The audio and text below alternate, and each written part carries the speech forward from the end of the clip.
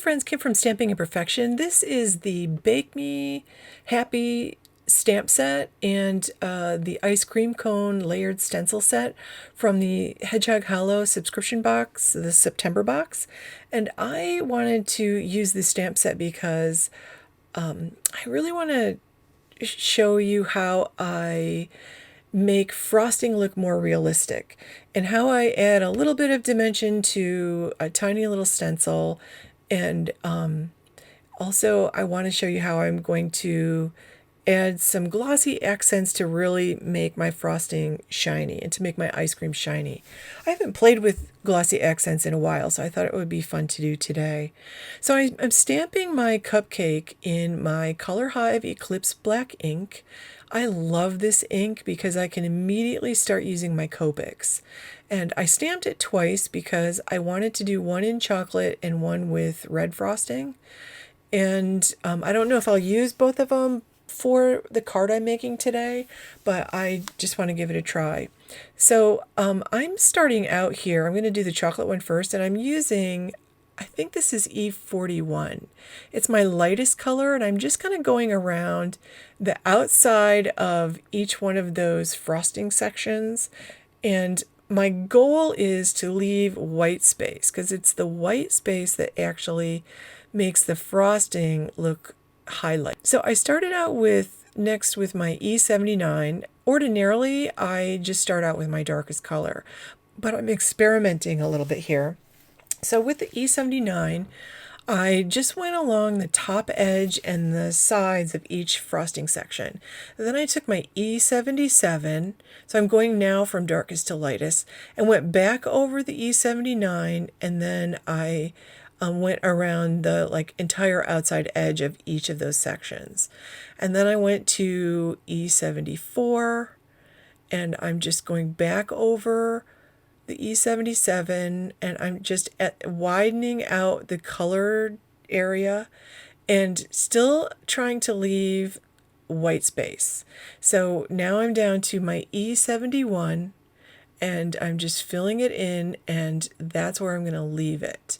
Although I am going to use the E71 or E70, or it's E41, and I'm going to fill in the bottom-most section the rest of the way.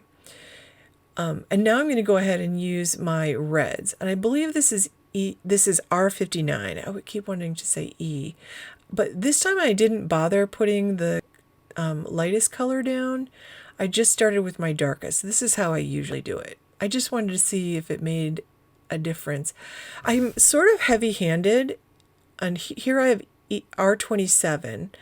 I'm heavy-handed with my colors, and I tend to like really put a lot of color down because I love color, and I don't ever leave the white space. So I've been practicing leaving the white space. And I believe this is R30. I can't see this as I'm saying this, but I think it's R35. And then I'm going to do R24 and just keep going.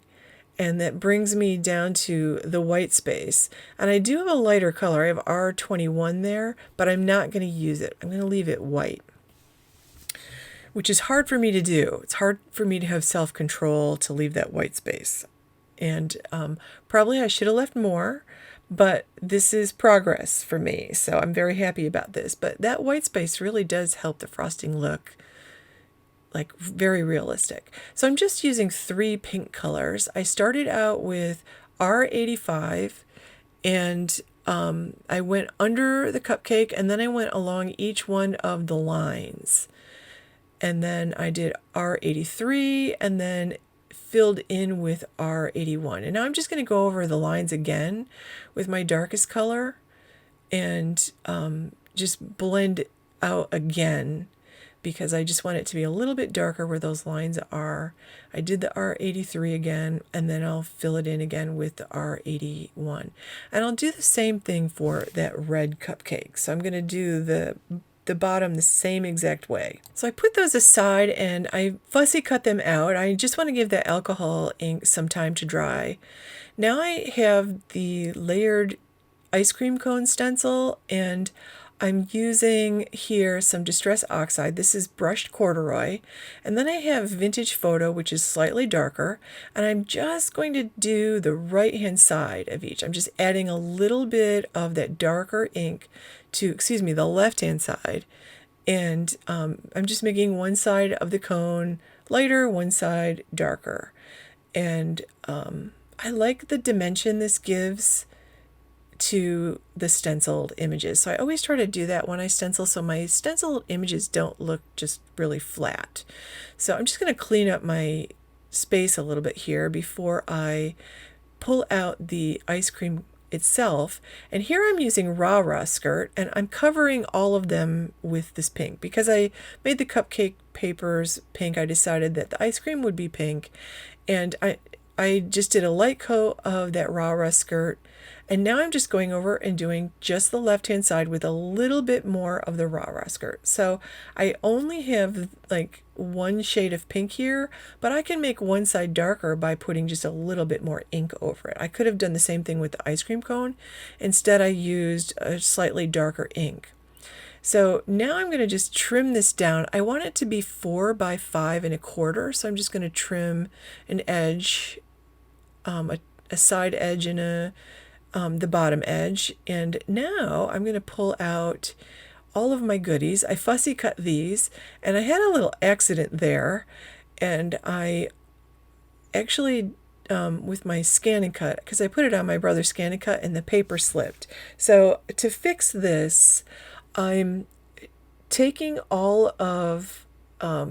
I'm taking these two images, and I'm taking my journaling pen, and I'm going around the edge. So anywhere that there was a little bit of white cardstock left, I'm just filling that in with black, because I don't like to see. I cut this right next to I didn't give it I didn't give it any white space around the die cut like I usually do. So I wanted to make sure all the white bits were covered with black ink, because it looks messy if you have a little bit of white showing. So just use your journaling pen. Do not use your alcohol marker, your black alcohol marker, to fill in around the edge, because that can bleed into your project. So because the paper slipped, the scan and cut into my frosting, and I didn't want to waste this because I like the way it looks, so I'm just fixing it.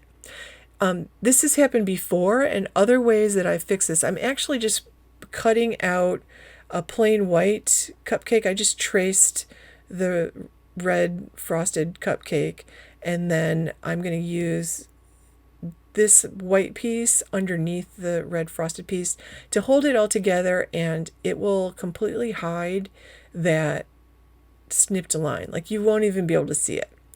Other ways I've done it, I've actually scanned my images into my computer with my scanner on my printer, and then I printed out the colored version and then just fussy cut that out.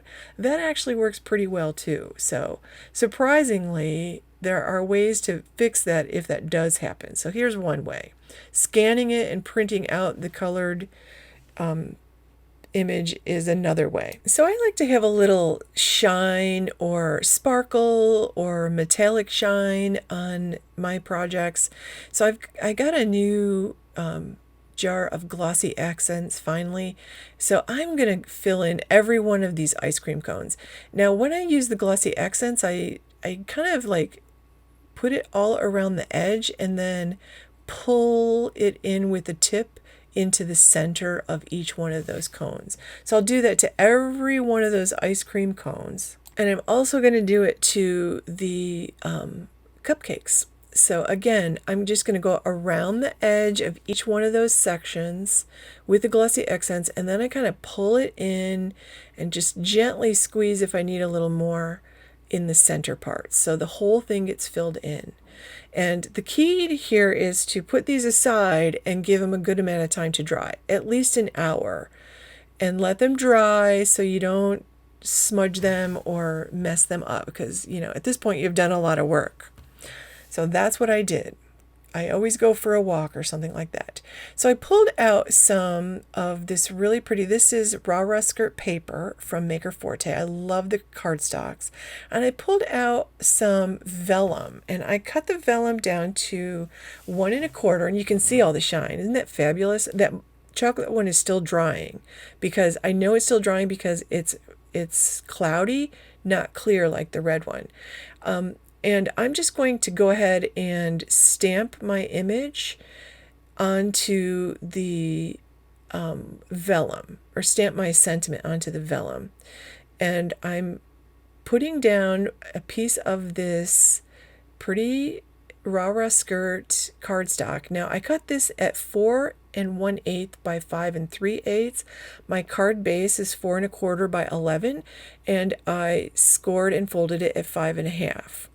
So I'm going to wrap this vellum around the ice cream panel, and I'm just folding it along the edges, and then I'll just glue it on the back. Now this one that I'm using here is actually heat embossed, but I did not like the way it came out. So I did go ahead and change this for the final version of this card, and I just stamped it in my Eclipse black ink. And again, give the vellum stamped sentiment time to dry. And then I just added the cupcake with some foam, and I put some Rollerskates crown jewel gems, and that completes my card. So here's the finished card, and you can see that frosting looks pretty realistic, actually. I think I definitely feel like that white space makes a huge difference. And you can also add white gel pen. So I would love it if you give this video a thumbs up, and if you aren't subscribed, I'd love it if you subscribe to my channel while you're here. And I will put links to all the Hedgehog Hollow and Maker Forte stuff below. Thank you for watching, friends. Have a wonderful day.